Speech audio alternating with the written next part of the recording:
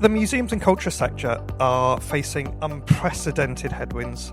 Static or reducing funding from local government, fewer grants from trusts and foundations, all while dealing with increased people costs, the continued headwinds from cost of living crisis. But this sector continues to deliver more with less and support the cultural life of our country.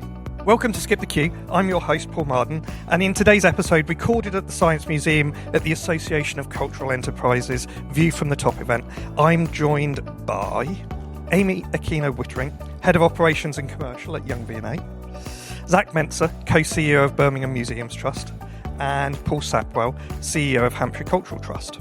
And we're going to talk about how the cultural sector can innovate in order to thrive.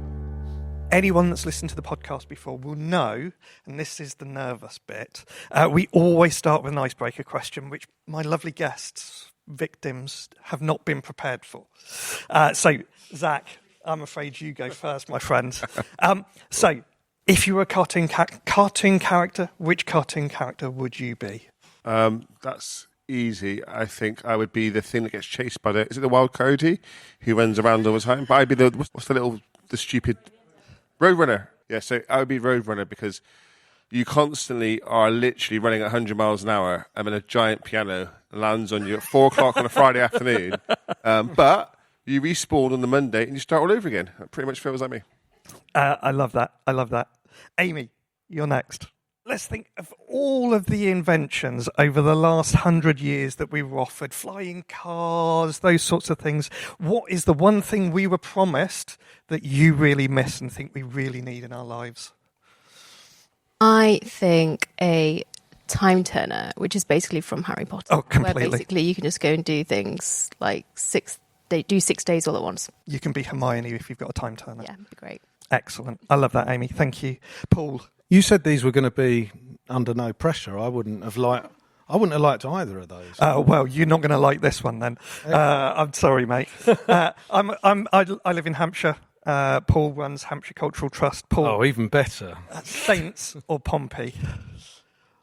Oh, blimey. Okay, well I'm an Arsenal fan, so. There we go. I couldn't possibly answer Saints or Pompey, really. I mean, we border both, so I would just be in so much trouble if I pick one or the other. So I've got to get out of jail. Are you dodging that one? Yeah. I thought you watch might. Arsenal regularly. I thought you might. So, we are going to start with a question from somebody from the audience, a young man named Gordon. Apparently, he might be a millennial. And he says, after 15 years of turmoil, financial crash, austerity, Brexit, COVID, we face continuing cost of living issues, rising national insurance, and a Trump presidency. Are we doomed in 2025?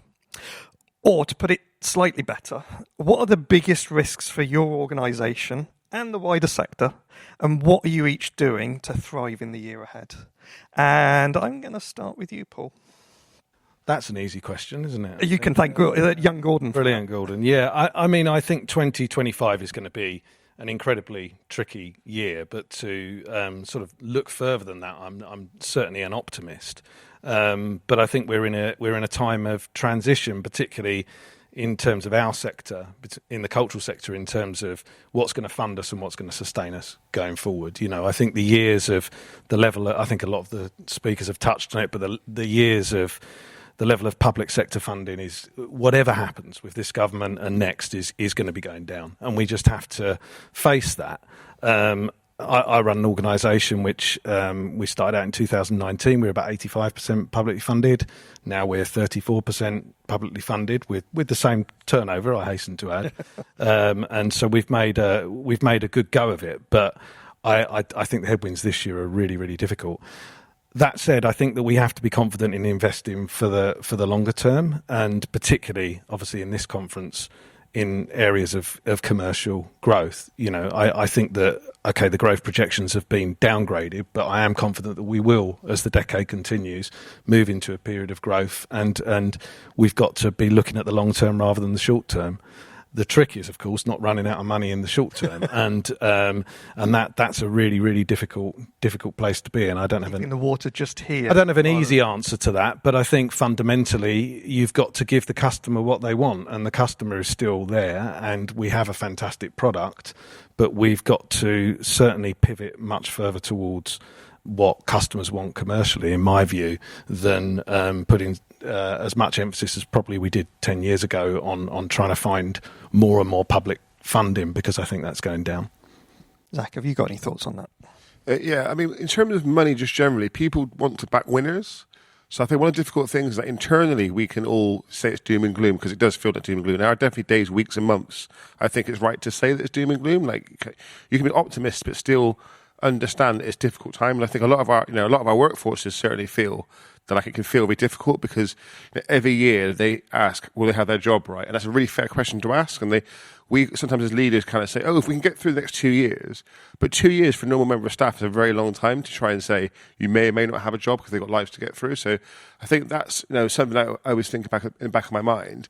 I think a lot of the difficulties, whichever flavour of government it is about understanding how to be more savvy about understanding the trends about things that are fundable, because lots of things that were funded 10, 20 years ago, that money has dried up. And so we've all got to think about, for example, a lot of people are now looking at well-being. A speaker this afternoon was talking about more around EDI, for example, and how younger people certainly are interested in having more of a purpose-driven business. So that it's how for us we can make sure we're focused on what I was called the user need, so the needs that people use us. Because if you can concentrate and focus on what they want, whether it be money or otherwise, that ultimately does lead to a business model.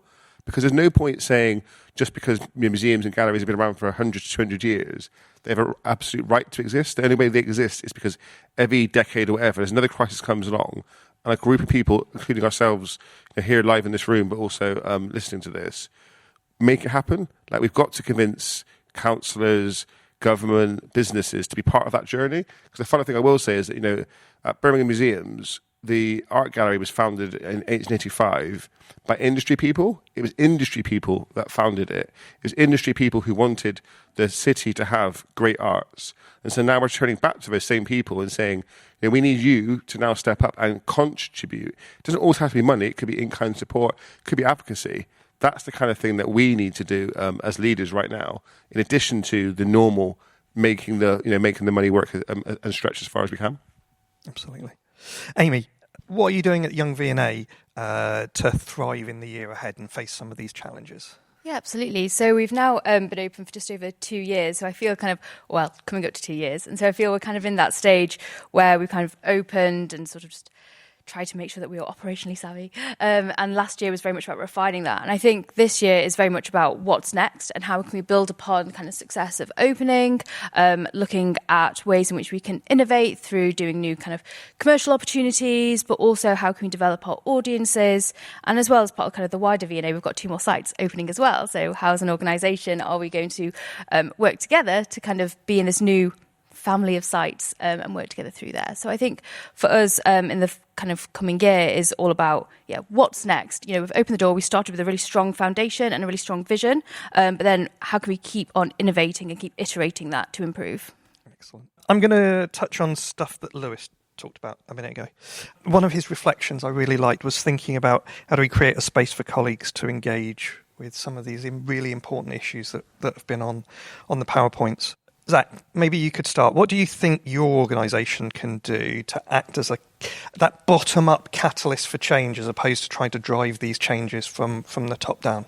I think the first thing is about understanding that there are a lot of people who do want to be able to voice their hopes and fears around a whole host of subjects, whether it be specifically around if you're ethnic minority, about your fear of living in the UK, if you're about climate, lots of important subjects people want to talk about. I think certainly internally, and I'll be very clear about this, that I think there's a very different view sometimes about the difference between internal and the external voice of the organisation. So what we see a lot of is staff individually believe that as a service, there are lots of things we could and should be talking about publicly that may or may not directly align with how, as a leader, we see it. So, there are lots of fights we do get into, but we can't get into every single fight. And so sometimes there is a real fine balance around what we decide to go for. So if you take during Black Lives Matter, for example, me and Sarah, my job share, started in November 2020. There was an expectation that immediately we would be like the spokesperson for the whole museum sector about black and brown issues. And like, it's really hard to say that actually I am not speaking on behalf of every single person in the whole country. I do take it seriously, and we set up internally ways for people to talk about it, but it didn't always feel appropriate. And I'll give another example is around, like, for example, war. At any one time, there's something like 15 global conflicts happening. And, we talk and go backwards and forwards internally sometimes about, do we talk about them publicly? If we talk about them internally, how do we talk about them? Do we single one out? Or do we talk about them all? Are they equal? How do you equally talk about things that are very horrific for a number of people? And knowing that we've got staff from dozens of countries who all have different views on how their homeland or an area they're interested in is impacted. So we definitely give the space for people, but I do think that it's always really, really tricky, because the best conversations and the best best conversations need care. And a lot of the conversations happen in like pockets that we have no control over. And so it's, again, how do you set an environment as a leader that is allowing the bottom up to do their own thing, but in a way that isn't going to be detrimental to the whole workforce? Because I think it is, again, I mentioned it's really tricky. And that's the simple truth. It is no easy answer to these things, because if it was easy, we'd have all solved it. Yeah. But acknowledging it there, it's the elephant in the room, I think is really important, and growing to be more and more important for us, as leaders. I think Lewis was saying it's really important to know where you stand on issues, and it is okay for you to have a stance on issues that says, I'm not going to make a stand on this one issue. I thought that was a really interesting perspective.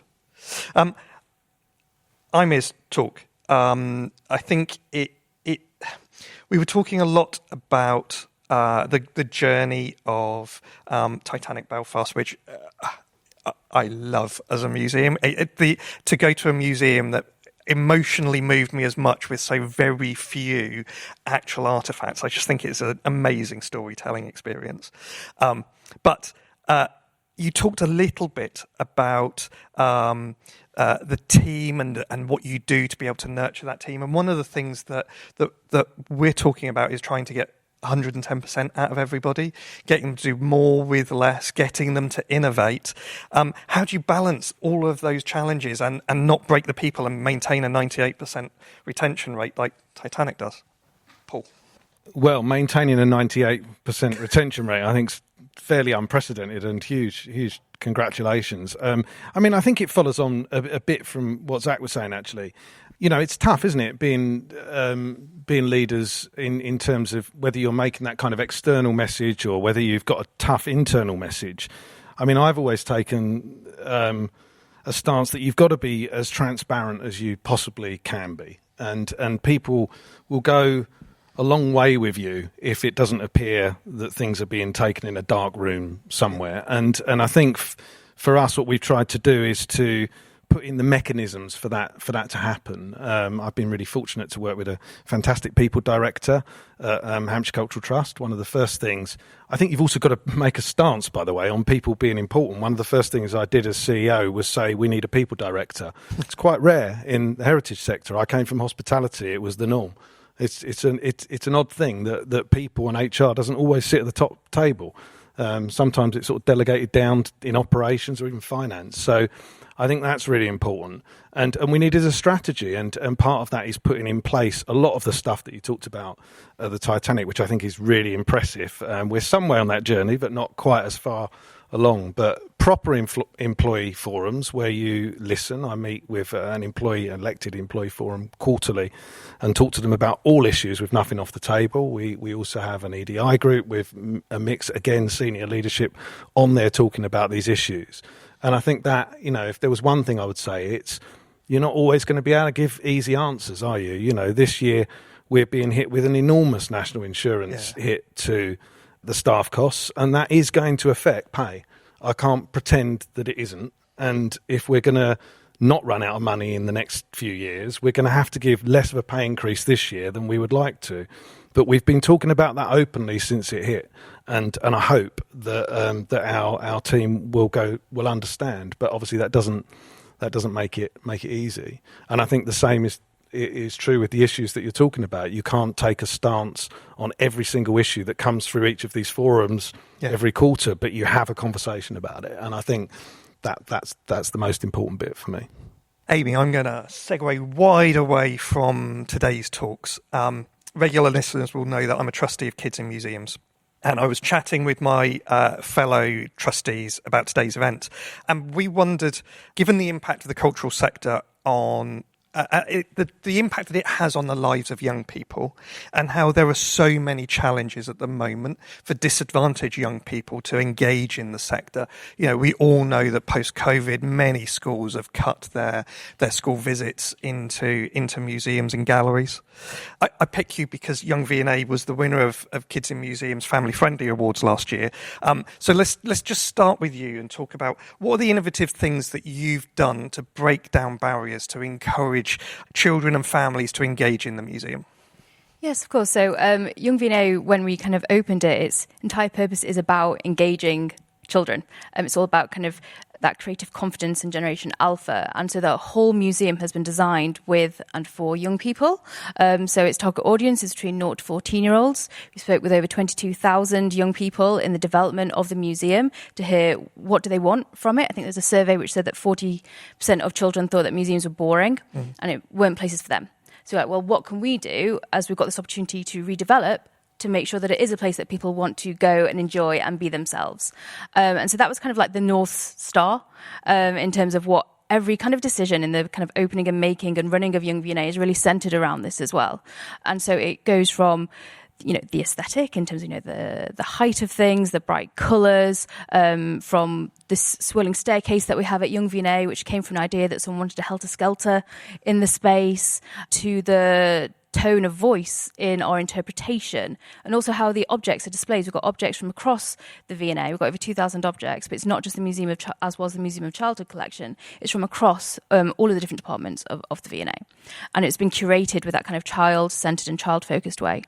Co-design is also a really kind of core part of it as well. So we kind of co-designed with local audiences and children for various displays, and also co-curation. So each gallery was co-curated between the learning team and the curatorial team as well. And then obviously we've kind of got to actually open the building and have a team to deliver that visitor experience. And again, that is all very much fed through that audience lens. And so we looked at our structures of, what types of people do we want in the space? Our core audience are children. We need people who want to engage with that audience. It's a very specific kind of audience. But also we are a hyperlocal organisation as well. And so how can we encourage applicants from the local 4 boroughs? So we drove a very inclusive recruitment process where we basically did a behaviour-led process for recruitment. We redid all the job descriptions. We went out into our local community, did workshops and CV surgeries, and basically just made it as easy as possible for people to apply and get interview. And the kind of core things that we were looking at was behaviours. We can teach people how to go on a till or to learn how to do fire evacuations, but actually it's much harder to get people. Because that's what the job is. The majority, all your visitors will come to a touch point with the front of house team. They are your most important ambassadors. So we need to make sure that we've got the best kind of resources and time and structures in place to support them to give the best possible experience that we can. So we spent a lot of time doing that. And we spent a lot of time as well working, so actually had Kids in Museums come in and do training about specific family engagement training as well, which has been really beneficial. And then also we really believe that, the customer experience, the visitor experience is directly impacted by the employee experience. You can't expect the team to deliver this amazing, joyful visitor experience if actually they're pretty miserable behind the scenes. So how can we make sure that the structures that we have and the environment that we have is reflective of how we want them to be on the floor as well? So we make sure that we have forums to make sure that people can have their say. We make sure, so we did this team charter, which was this sort of collaborative effort to see, how do you want to feel in the workplace, but also how do you want your visitors to feel? And actually, it was all very similar in terms of the outcomes that came from that kind of exercise. And it's these kind of agreement that we have together to how we're going to work together. And those are the kind of things which we do to ensure it's that kind of frequent communication and making sure that we're all on the same page, and it kind of brings that joy, which then comes out to the visitors. And that has kind of, I think, all those things together has all really helped in terms of when someone comes into the space, children, they're front and centre, they really feel like it's a place for them, and they've got kind of people around them which really get them, and that they will help facilitate their curiosity and things like that. So that's what we've done. Amazing. Paul, have you got some thoughts? Yeah, I love what you're saying about the visitor. The visitor services guys on the front desk. I mean, they are the most important people essentially, and that's why I was nodding vigorously. I think that's part of what I was talking about earlier in terms of pivoting to more of a commercial view, because a commercial company completely relies on their customer who comes in. And I think my experience of being in an organisation that's moved out of being run predominantly by a council to one that's independent now was, I've got to be honest, at the start that wasn't how it felt. and actually you could produce big lists of visitor figures, but ultimately if they went up or down, it didn't really matter, because the funding was going to stay the same, whatever, and there would be other metrics. And I think that's the big shift in mentality, because if you don't give the customer what they want, and that means really valuing people on your front line. And we've had conversations at the Museum Association about how there's almost been that divide in museums between the people who talk to your customers and the museum staff. And I think that's a really, or people who would see themselves doing proper museum work. And I think that that's something we're moving in the right direction, but we've got to move quicker. All of our best memories, aren't they, of going to these places are not necessarily about the amazing artefacts. It's the stories that your team tell people when they interact with them. 100%. You feel so happy as a result of it. I think of some amazing experiences. Zak, have you got any thoughts on this? Innovative ways in which we make museums family friendly, how we encourage and make them more children friendly. Well, the first thing is that something like 50% of people have children. And so knowing that is in the UK is a thing. And just knowing that as a fact, right, means that thinking then about families who will come, but also the staff workforce. Because again, if your staff, who are your biggest advocates, we just talked about, is making it friendly for people to have children in the workforce, means that most people recommend it, and word of mouth is the biggest way that you can influence people. And then from that, when people come, so we've got 9 venues overall, pre-pandemic, have 1 million visitors a year. We say we're family friendly, but I've got 2 young children. And quite often the experience at not just my place, but other places, doesn't actually say match up with that, because just saying to a 7-year-old, you must love art, doesn't really work. Right? If it's blue, you can't tell them. You can't just make them like. Yeah, I can't tell anything. Anyone in my family anything. If you convince them about Bluey, then you've got another chance. But you've got to think about actually what is their experience going to be. So have you got picnic area? Have you got toilets, lots of toilets? Do you allow your staff, for example, in previous roles, we allow people, if they want to do potty training, they could do potty training in the gallery, because the reality was, if they didn't use the potty that they had in their bag, it was going somewhere else. And so, I remember watching in horror as someone literally tried to scoop up a child and move their parent out of a gallery to stop them from going to the toilet. And I was like, there was no way they were going to make it out of that door. I would love to have that CCTV footage, because I bet that was quite interesting.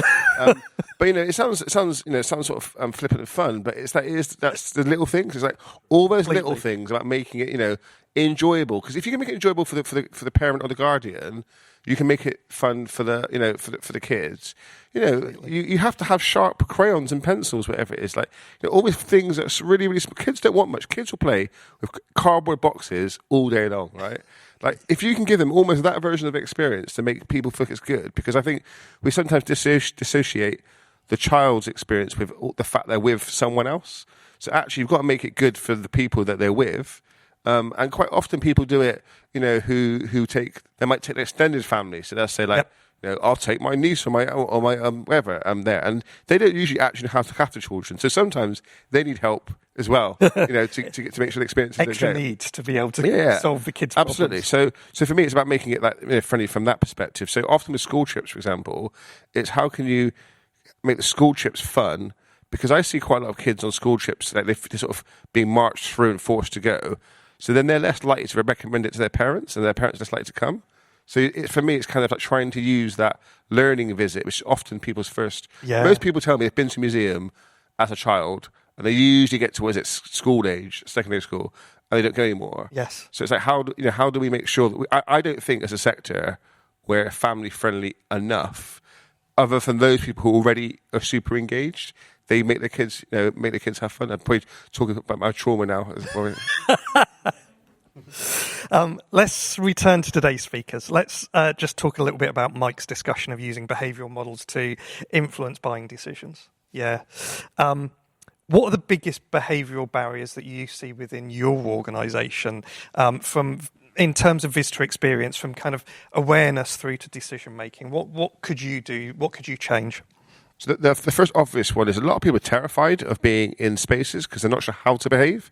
There's this weird secret code that it's not actually written down anywhere, that people think the museum experience has got to be quiet, that it's got to be, that you've got to know what you're looking at, and it can't just be fun. And actually having fun, is a really important part of what you want to do. So for us, I think the problem is as well is once you work in the sector, those barriers are invisible because you just work there. Yep. So you feel comfortable now coming into those spaces. Yeah. And so the behaviour part is super, super interesting. And so, for example, there's a phrase I sometimes use around it's around this idea of like people like us do things like this, which I stole from Seth Godin.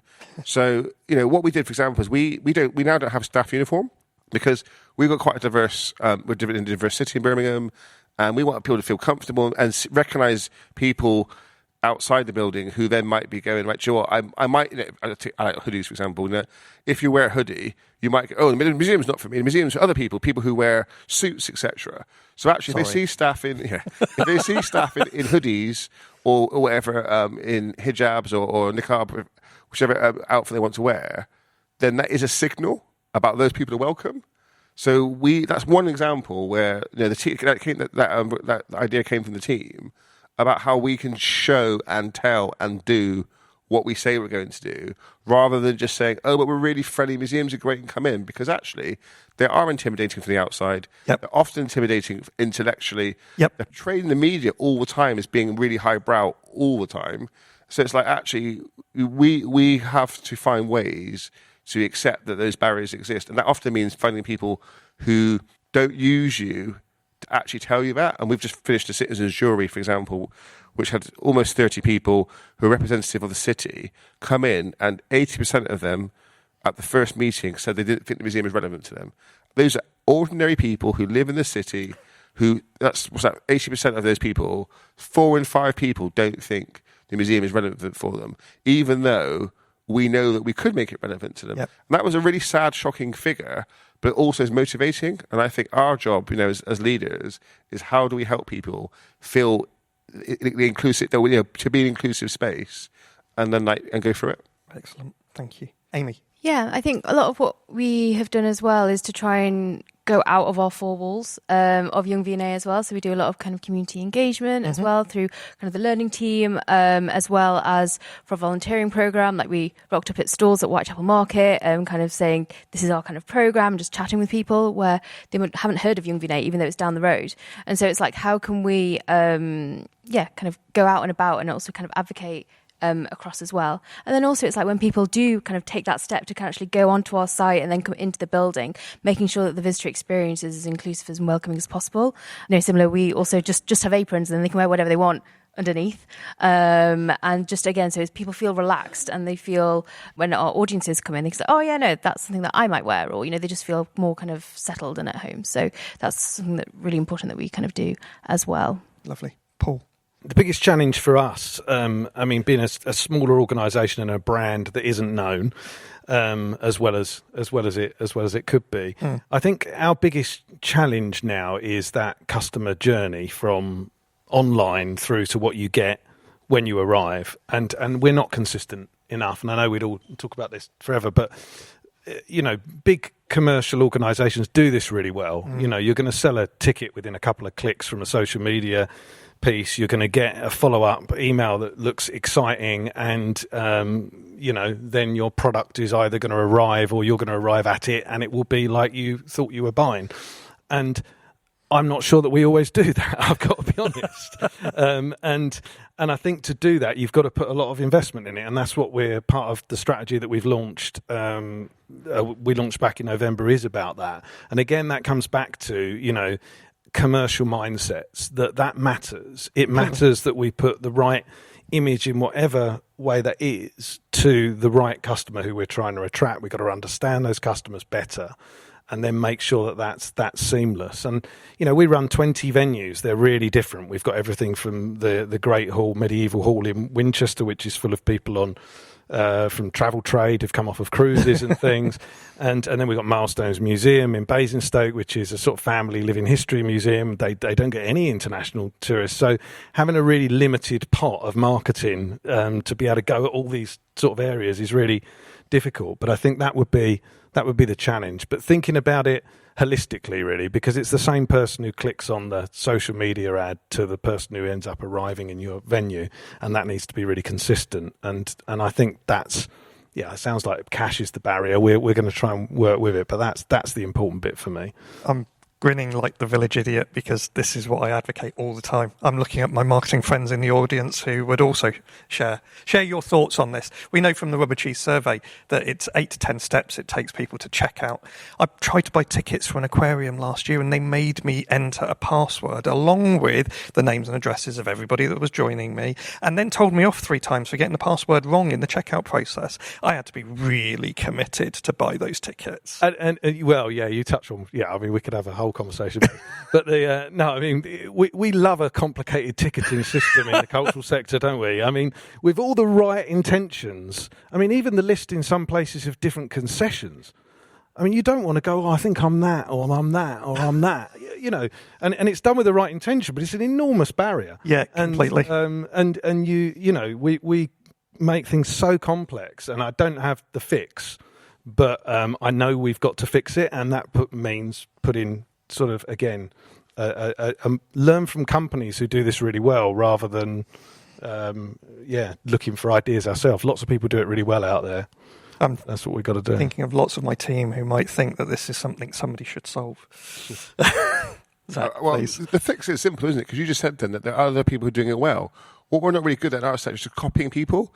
Like, just copy someone else who's done it better than us. It really does annoy me. Let's just say that what always happens is that we make decisions by committee, don't we? So it would have been 2 steps, but then someone from marketing said, "But you've got to have a newsletter," and someone from another team would say, "You've got to also ask for this, and then you've got to do this, and then you've got to try and get the kids to come for a school trip." Before you know it, people mean well, and they've made it really complicated. I think sometimes it's like, actually, let's just do the simplest thing. Let's do all the hard work to remove those barriers, and then we can try and flog them stuff when they get there. So a friend of mine, Andy, talks a lot about you don't go to a fine dining restaurant and walk up to the maitre d' and he says to you, "Would you like a table? By the way, are you going to have dessert? And would you like a coffee? And what are you going to have for your starter, main course, and dessert? All right, I'll take you to your table." You have a conversation with people and you lead them, and you don't try and pack everything into the very first time you ever talk to the potential client. Which is why Greg's does so well. Yeah. Look, guys, I could carry on about this conversation, but we are the barrier to everybody getting to their drinks and nibbles, and so we've got including us as it happens. Sorry, we've got a couple of things that I must cover. So we always ask our guests for a book recommendation. It can be a novel, it can be work related. So, Zak, would you like to go first with yours? Turn the Ship Around. I think it's David Marquette. It's a book about a nuclear submarine commander who basically realized all these stupid rules. And so he just said to everyone, "Just tell me you intend to." So say to him, "I intend to turn the ship left. I intend to take holiday," etc., because he realised that there were so many stupid rules. And I think Museum World will have loads of stupid rules. So it's a really good thing. And I know most of you won't read the book because most people say, yeah, I'll read it. They don't read it. There's a 10-minute YouTube video. Surely you can spend 10 minutes of your time. If you can't be bothered to do that, there is literally a 30-second Wikipedia article about it. But please don't do it. Zak feels very strongly about this. Paul, your book recommendation, please. Well, last year I read Wild Swans by Yung Chang, and I'm trying to find a way of getting it into a business conversation. I think there's so much that comes out of that book. But I think, striving for utopia is often, the book, right? Most people, in terms of living under communist China, and we could go on about utopian things that haven't worked. But I think for this conversation, that's perhaps where we need to think, going forward here. There isn't a sort of utopian way that things should be done for our sector. There is, we're making our way here, and and obviously it's a fantastic book. Excellent. Thank you, Paul. Amy, your recommendation? Yeah, so mine isn't linked to professional development at all. Well, you did have one. Well, I did have one. And I vetoed You were like, that. no, just go for your favourite one. So I was like, Persuasion, Jane Austen. It's a classic. We've got big anniversary at the moment, haven't we? And Chawton, where Jane Austen lived, has got big thing about 200 years, 250 years. There's so many celebrations for the whole year, so I'm going to go in. Yeah, everyone's trying to get in on this, by the way. I just have to put this out there. She was born in Hampshire. I know. Born in Hampshire, actually born Basingstoke. I know. Yes. So there's a lot of celebrations for Jane this year. Yeah, everyone's trying to. I've seen so many angles for her. Oh, she was here and she went to the toilet. Fair enough. I mean, it's a big celebration. If you'd like a copy of the book or any of these books, head over to Blue Sky and like and repost the show announcement saying, I want Zak, Paul or Amy's book. And the first person to do that will get the book sent to them. Thanks for listening to Skip the Queue. If you've enjoyed this episode, then please leave us a 5-star review. It really does help more people to find us. And remember to follow us on Blue Sky, X or Instagram for your chance to win the book. Thank you very much, everybody. Thank you. Thank you.